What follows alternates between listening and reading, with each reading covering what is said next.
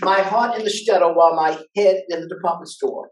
The impact of urbanization on the character of the new urban Jew in the Baltic area. Thank you, Leonard. Good morning. Thank you for inviting me. Second time in this symposium. First of all, well, it's quite unfair to have a presentation after Mel Brooks. I once heard that, an actor said that you can never compete a dog or a child on the stage. And well, Mel Brooks is, but anyway, I'll try to do my best. As you probably know, by the late 1930s, the Ilgovsky Brothers, who were in the business of filming, they produced 6 short films about Jewish cities, or what they call Jewish towns in Eastern Europe. The purpose of this project was to encourage American Jews to travel to Eastern Europe. And I'm not going now to get into all the details about this project. However, this project was about, as I said, 6 towns: Warsaw, Krakow, Lvov, Bialystok, Vilna, and Łódź.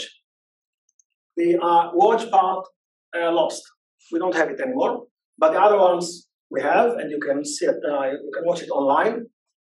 Anyway, but this represents the perception of urbanization, as far as I understand it, in regard to the idea of urban Jews, or urbanization regarding Jews is about big cities, right?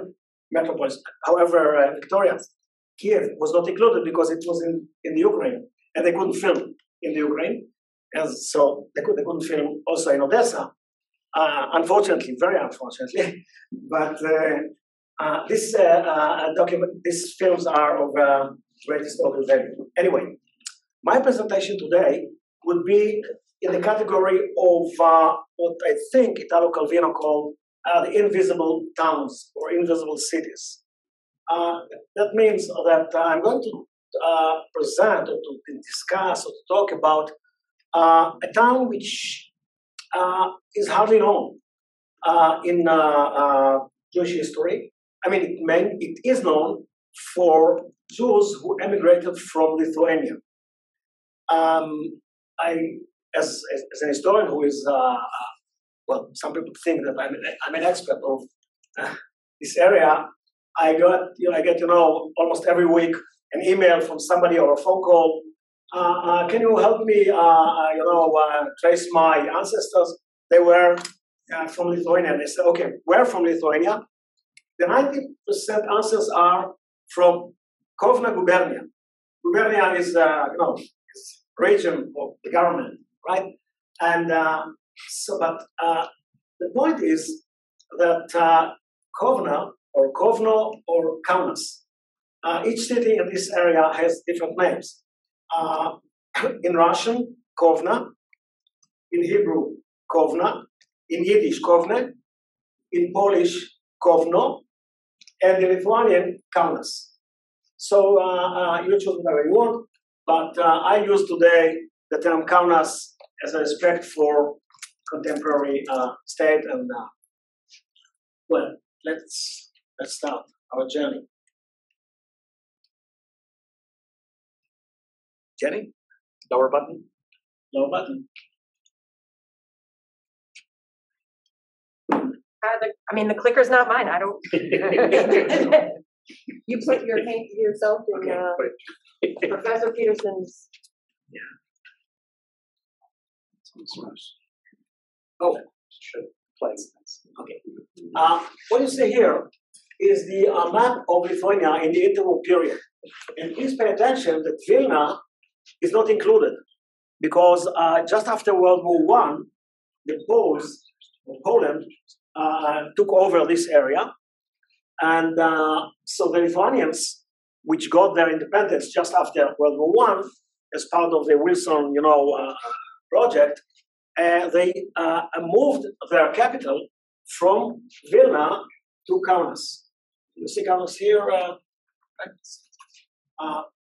Now, Kaunas was, at this time, a very, I would say, small, undeveloped town. I recently read the diary of the American consul to Kaunas in the years 1926, 1928. His name was Robert Heingartner. It's a very, very boring diary. Very boring diary. I mean, the diary is not about his professional life, but about his personal life. I woke up in the morning, I went to the office, returned home, and then almost each and every evening, all diplomats in Kaunas gathered at the premises of the German ambassador. Germany had an embassy, and then we had a party, or we drank some whiskey, whatever, or vodka until midnight, and then I returned home, and so on and so forth. However, even though it's so boring, it has some historical value because he describes Kaunas from his point of view, and he understood his position as a consul in Kaunas as a punishment, because he was moved from Vienna to Kaunas, and he said the day we came to Kaunas, we realized that up till recently there were not even proper sewage in this town, and so it was a small town. We'll see in a minute the figures. But the most advantage point of Kaunas was its location. Kaunas was and still located on the confluence of two major, huge rivers. This one, on the left-hand side, this one is the Neman or Nemunas in Lithuanian, comes from White Russia, a huge river. The other one is the Neris or Vilja, comes from Vilna, and they merge together all the way down to the Baltic Sea. So Kaunas from its very beginning was sort of a hub for merchants and so on and so forth. And this is the reason why Jews settled in Kaunas as early as the 16th century, even though we know very little about it because almost every research about Lithuanian Jews is about Vilna.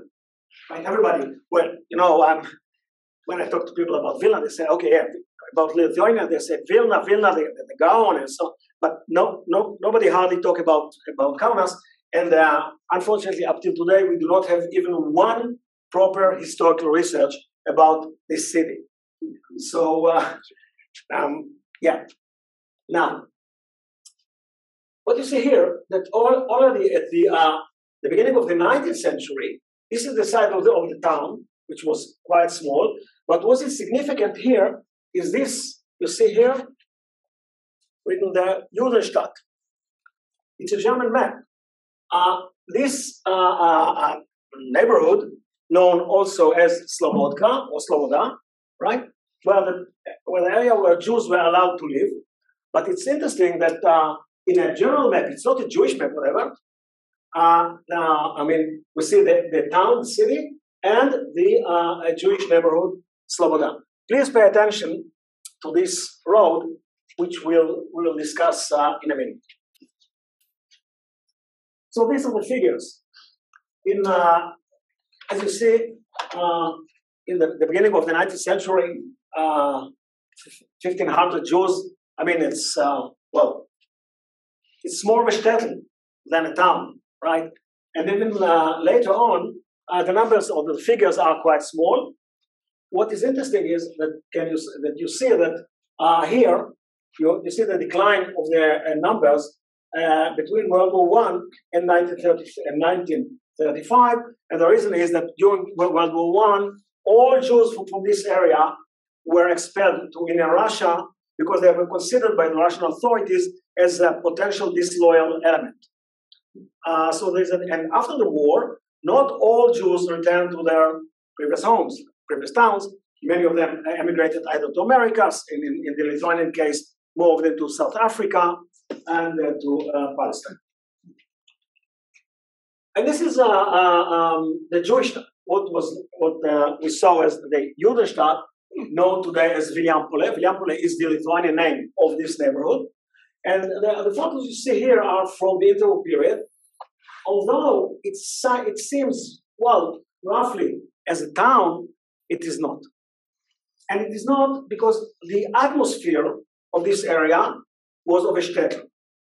This is the time when the very famous Slobodka Yeshiva was developed in this place. But the entire atmosphere in this area was of a shtetl. Everybody spoke Yiddish. Hardly any non-Jew lived there. So this is where the Jews lived by, I think I said, sorry, before the process of urbanization in this area. What you see here, however, is that the city expanded dramatically, and also the Jewish area, the Slobodka, Vilijampolė, expanded dramatically, and by this time, because it is the capital of the state, a lot of money was invested, streets were paved, proper sewage, proper water supply, electricity, and so on and so forth. Even though, in American terms, I think it would have been considered as a, undeveloped city. But, well, this is Eastern Europe. And this is another figure where you can see how the Slobodka, or the Jewish town, was expanded. Now, this is the center, the heart of Kaunas in the interwar period. So you can see here that this place was developed as, it is a city now. It's more of a town. And what is important or significant here, you can see here the Catholic Church. This is not the cathedral. The cathedral is on the other end of this main road, which I pointed earlier. But you see here new buildings, new. So no one on Zoom can see what you're doing, so I'm trying to mimic. You see new building, streets, and so on and so forth. In a way, it's what we had about yesterday of a garden city. I'm not an architect, but to a certain extent, it was a sort of a garden city, and it is still sort of a garden city up till today. Now, about urbanization, this town/city attracted Jews from the beginning of the 20th century, and mainly in the interwar period. How do I know it? Well, I use all different types of sources. And one of the best ones are telephone directories. Now, during this time, you could find telephones only at I would say, the heart of the city. No telephones were on the, Jewish neighborhood. And while I reviewed the telephone directory, I realized, and it's very easy by names. Cohen, Levy, Rabinovich, Shlomovich, all these, Jewish names. All these underlying names are Jews, of Jews. So according to my calculation, about 85% of the telephones were owned by Jews. And this means, or this represents, in a way, the process of urbanization. It means that if I would have time and, I can take the map of the city and now mark on each and every house who lived there and whether he was a Jew or not. And I think quite many of them were obviously Jews. And these were the Jews of interwar Kaunas. Which if I would tell you that it's Kaunas, you would think that it might be New York, Philadelphia, Baltimore. Well, not this one, because here it's simply a Lithuanian Jewish bank, right? Žydų. However, all these figures, you see modern people, these are not people of the shtetl. Pay attention to this guy. Unfortunately, mostly forgotten. His name was Nehemiah Arvidblatt. He was a well-known artist and sculptor, very well evaluated.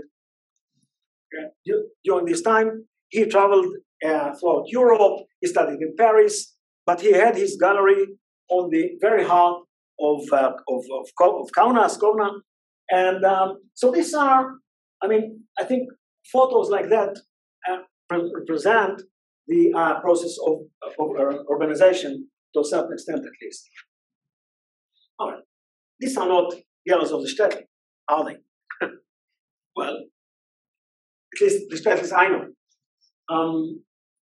And these are all, I mean, Jewish girls of the Jewish girls' gymnasium.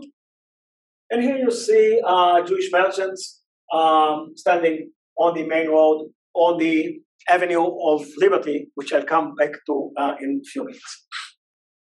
Now let me,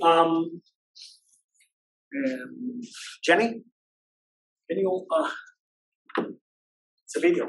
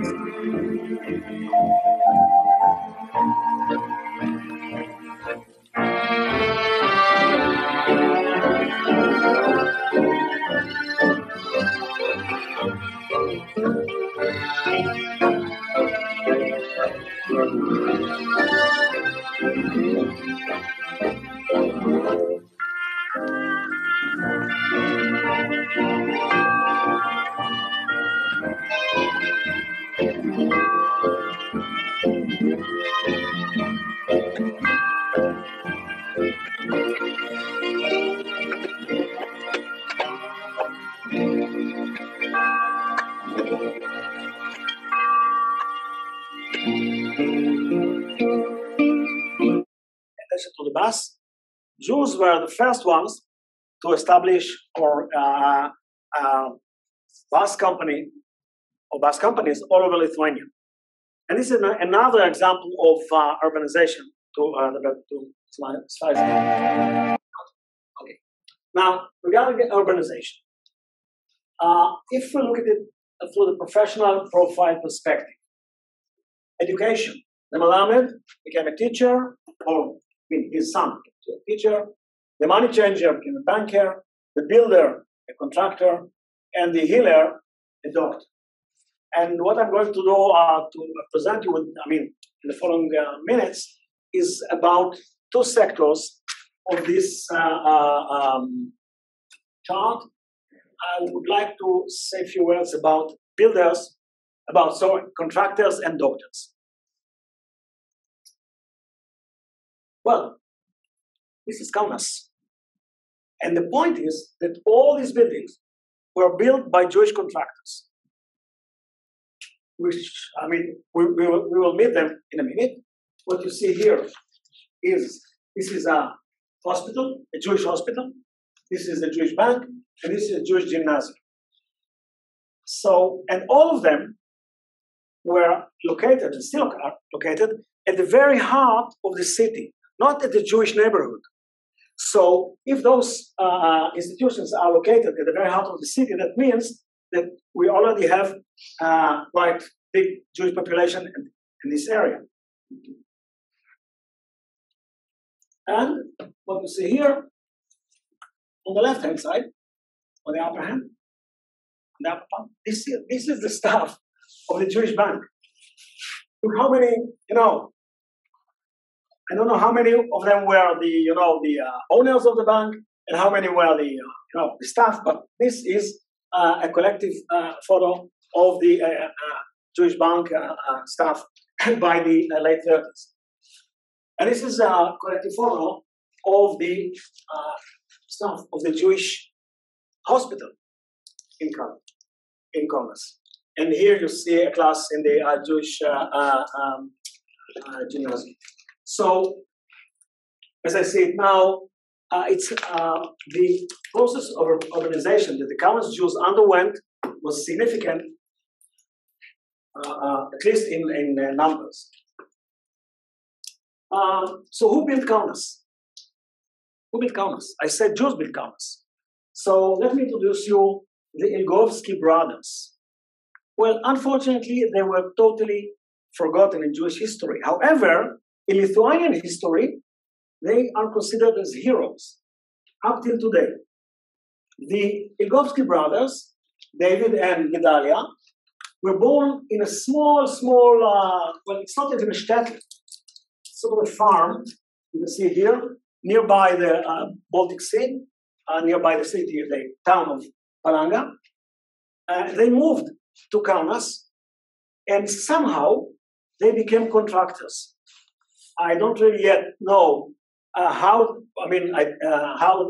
what was the process of becoming, prosperous contractors.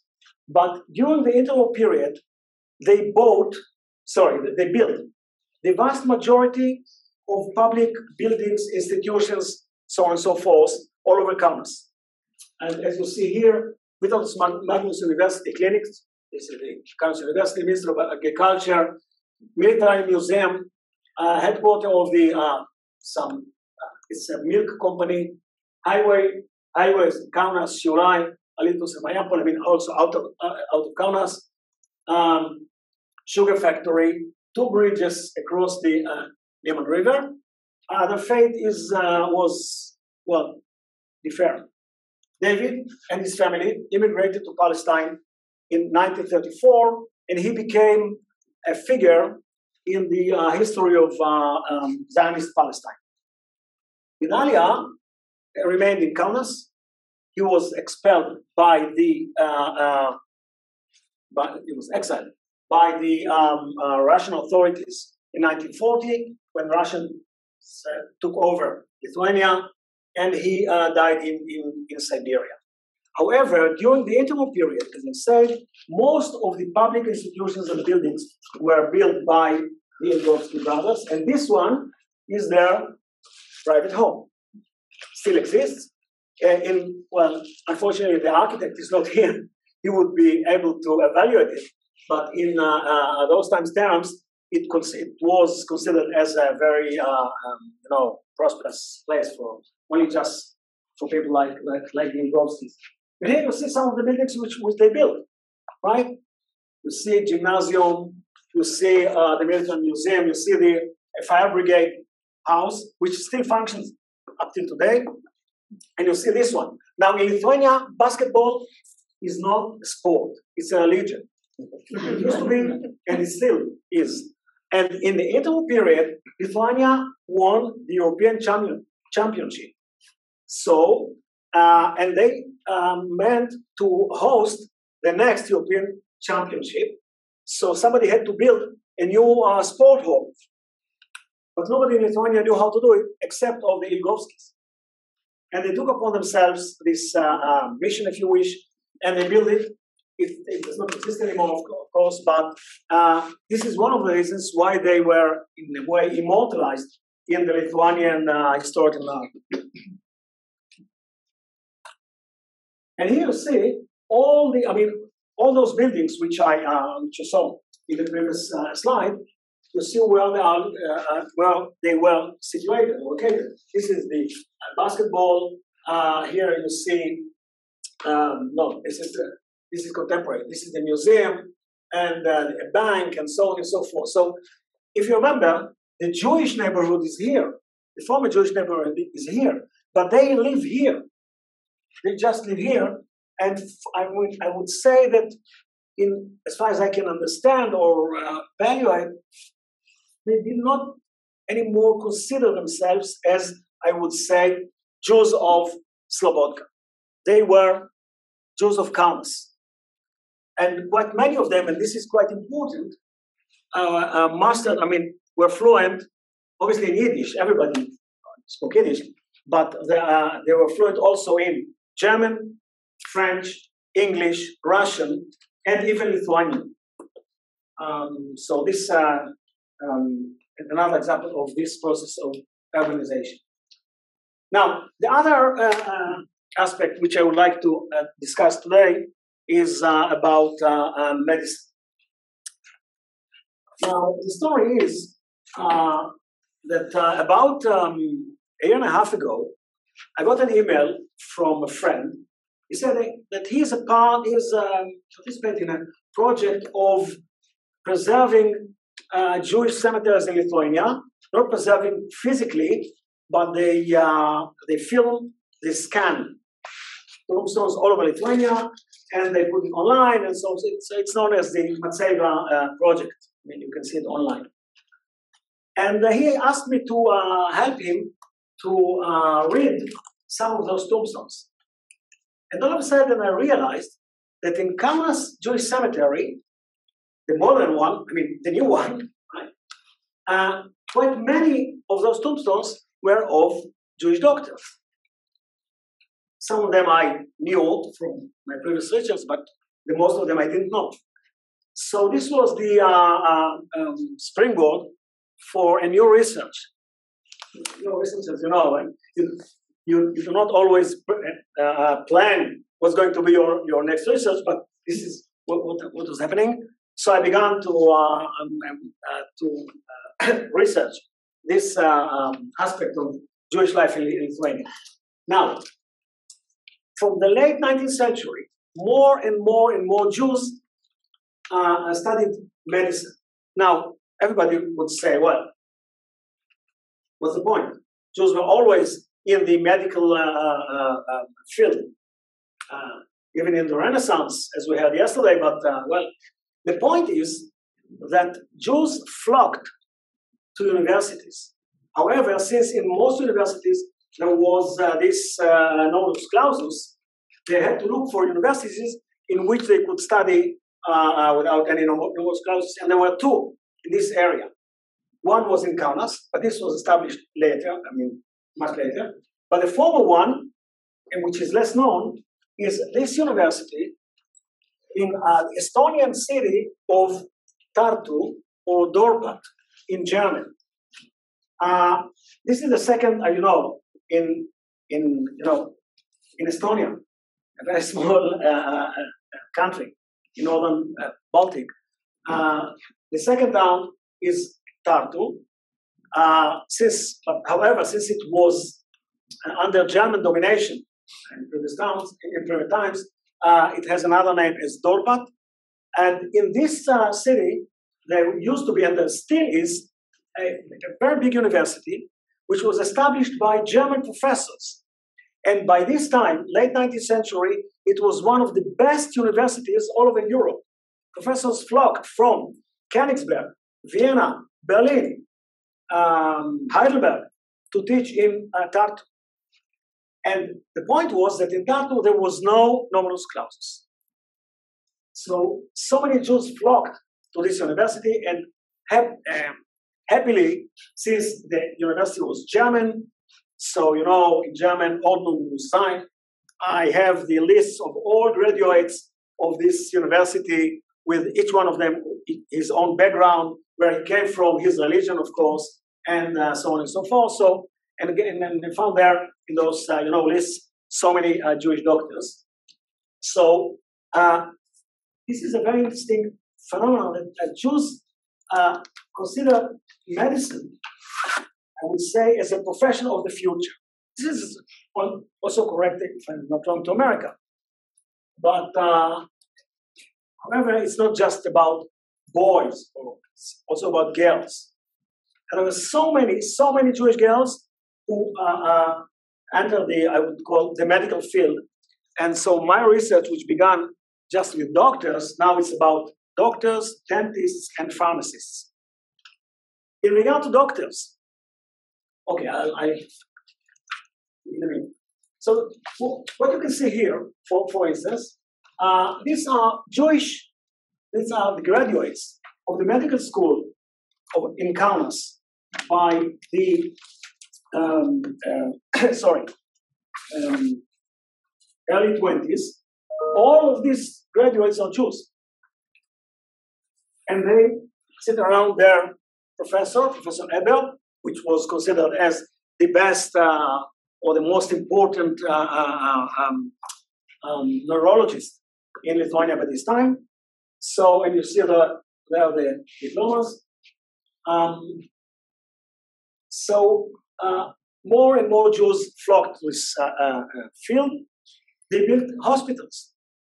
And even nowadays, in Riga in Latvia, in Kaunas, and in Jerusalem, there is the same hospital, Bikur Cholim.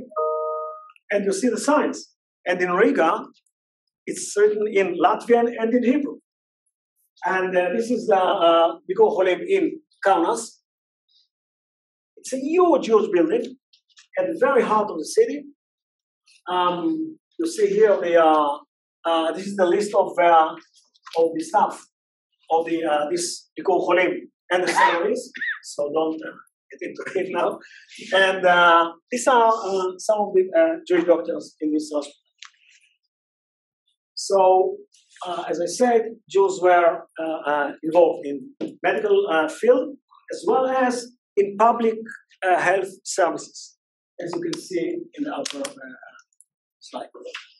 To be more precise, let's say a few words about two girls.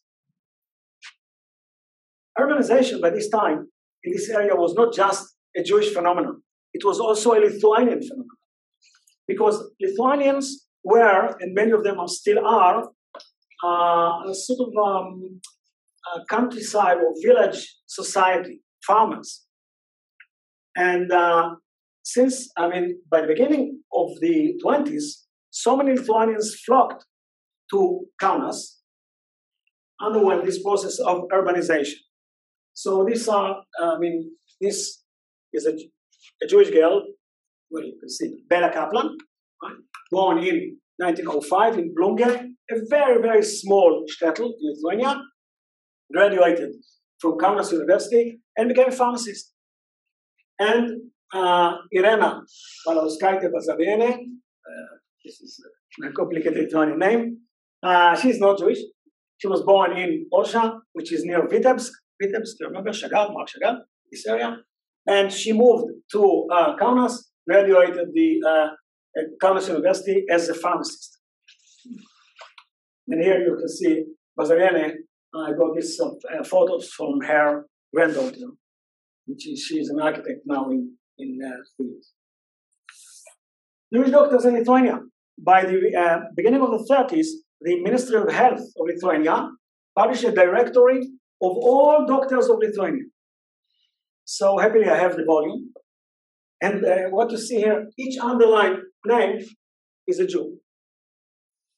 And according to my calculation, 85% of the doctors in Intermol Lithuania were Jews. About 70% of dentists were Jews, and about 92% of pharmacists were Jews. And this is again another aspect of urbanization, because those people they had their own clinics and they specialized in all different fields of medicine. And obviously, again, dentists were all over and pharmacists as well. What is interesting is I ask you to pay attention to this main street of Kaunas, Laisvės Alėja, which is still nowadays the main boulevard or avenue of Lithuania, of Kaunas. This is the church which you saw earlier. And those are photos of Laisvės Alėja by the interwar period. So, according to my understanding, living or working in Laisvės Alėja means that you have completed your process of urbanization. For those of us who knew Israel years ago, the most famous coffee house was not Aroma, or is known as Kapulski. Now Kapulski's, right, had the first coffee house here in Laisvės Alėja, as well as what's the name of this firm in America which produce matzahs and Manischewitz. Yeah, Manischewitz as well came from this area. I'm not getting now into the food businesses. Anyway, So what you can see here, this is significant. Each and every red mark is of a Jewish clinic, right? So what you see here, this is the old Jewish neighborhood. And this is the interwar period, from the perspective of the medical services. Not only the medical services, let's have a look. All red marks are of Jewish doctors. No dentists here because there was not enough room, and no pharmacists. But what is significant is Jewish doctors, now, 2 Jewish gymnasiums, this Jewish bank, modern Jewish synagogue, Jewish theater, and Jewish hospital. So what was happening is that those Ilgovsky brothers were part of a much wider, much bigger phenomenon of Jews building a new environment, a new Jewish environment, right, in Kaunas.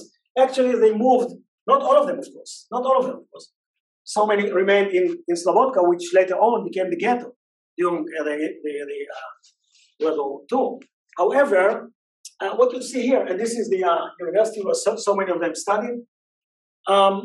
So this is, according to my understanding, this represents in the best way the process of urbanization that Kaunas Jews underwent during this period. To sum up, I think that what was happening here, the Jews were trying to maximize what I call the urban experience. They moved to what they considered as the city.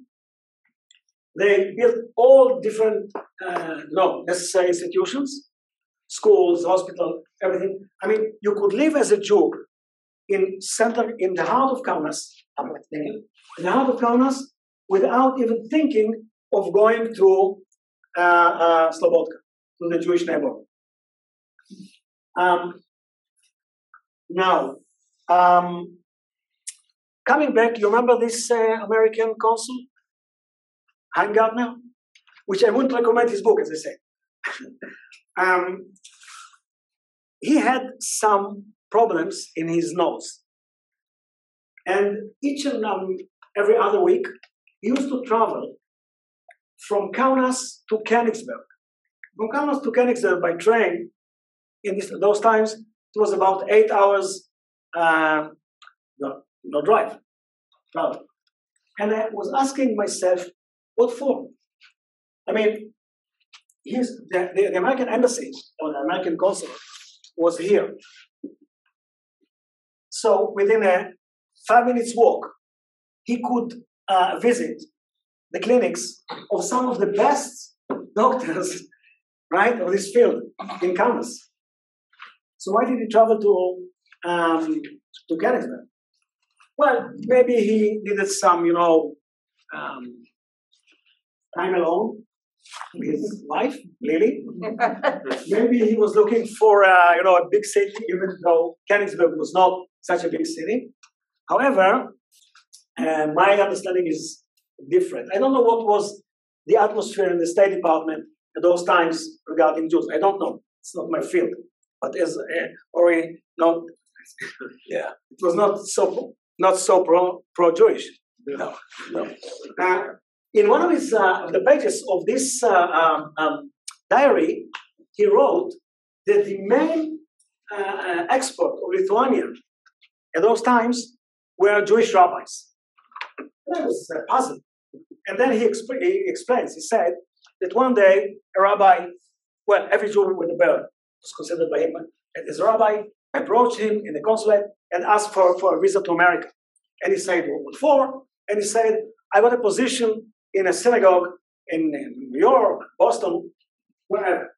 Now this consul was quite suspicious, so he sent the file to New York, to the State Department. And when they answered him, the story was that this synagogue supplied such letters of invitation for at least 25 rabbis before him. Understand what I mean? So this is just one anecdote about his attitude towards Jews, this Heimgartner, even though I realized just recently that his wife was of a Jewish origin. So, not surprisingly, but this is true. Okay, so to sum up, I was trying to present you with some of these invisible cities in Eastern Europe. In a way resembles Cluj in Romania and some other small cities. And thank you for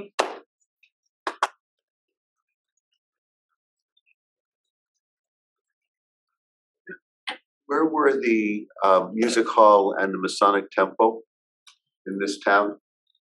the music hall. And the Masonic temple. Oh, Because yeah. often those are Jewish gifts to cities. Yeah. Here in this area, if I'm not wrong, they were. Let me. Here's why I'm asking the question. The Mirlov synagogue and the Masonic temple are often paired institutions. Yeah, I mean, the synagogue was here, right? I think, if I'm not wrong, it was somewhere here. That makes sense. Yeah. Not far away from. Yeah.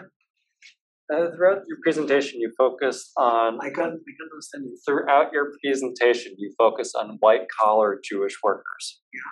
Do you look at all in your research at blue-collar Jewish workers? The reason for my asking, particularly looking at the builders, is that you have two interesting pockets in Montreal and a suburb outside of Johannesburg in South Africa, where Jews are disproportionately a larger part of the construction trade, particularly masons, bricklayers, and carpenters.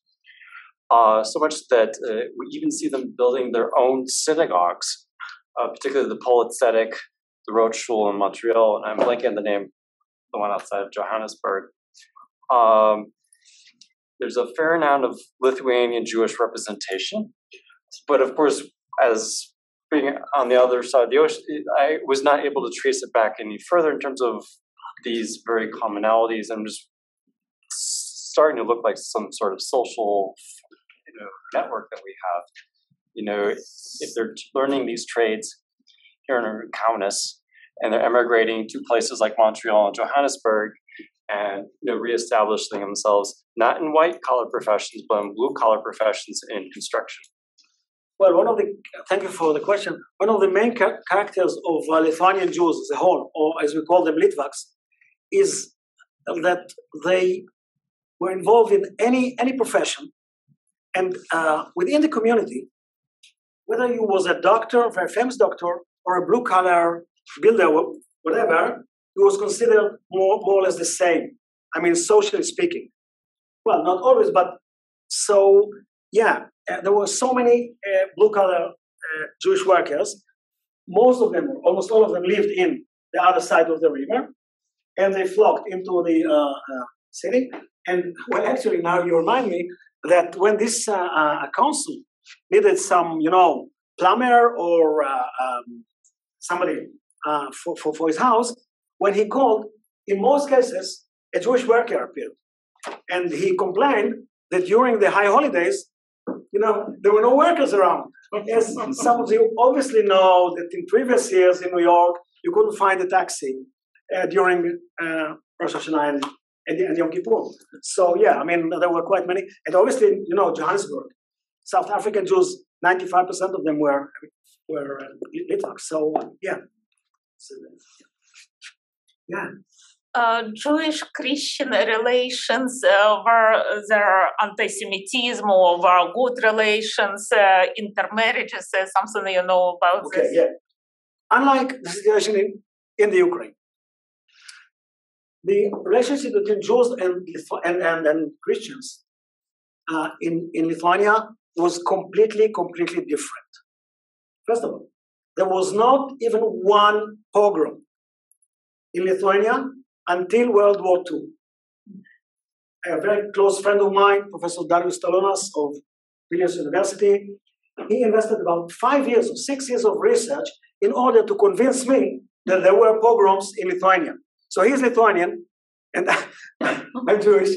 And finally, what he found, that throughout the 19th century until the mid-20s, he found about 20 cases in which local people threw stones on Jewish houses, but no pogroms whatsoever.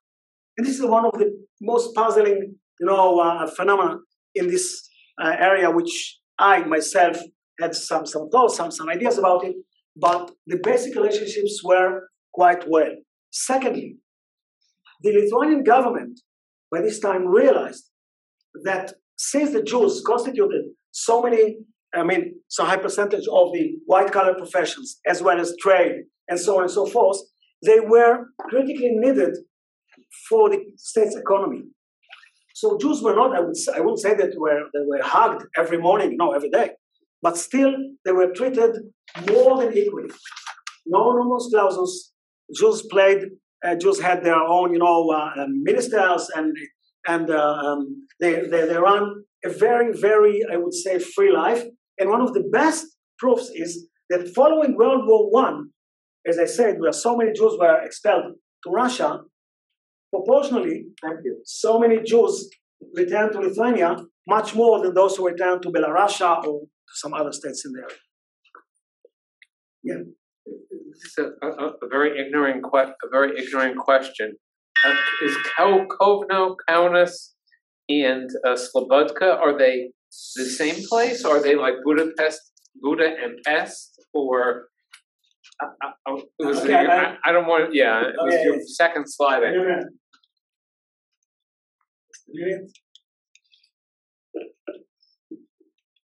So many slides. Yeah. I'm asking because of the Musar Yeshiva and Slobodka. Yeah. Okay. This is Kaunas. This is Slobodka. It's known today as Viljampol. This is the Lithuanian name. The yeshiva was established here at this junction by late 19th century, and a new building was built for this yeshiva in 1939 at the beginning of 1940.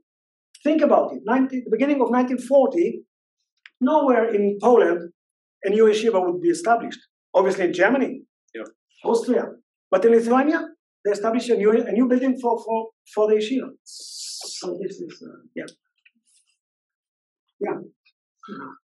Usually in Jewish history, urbanization is often associated with secularization, and so can you say a few words about that?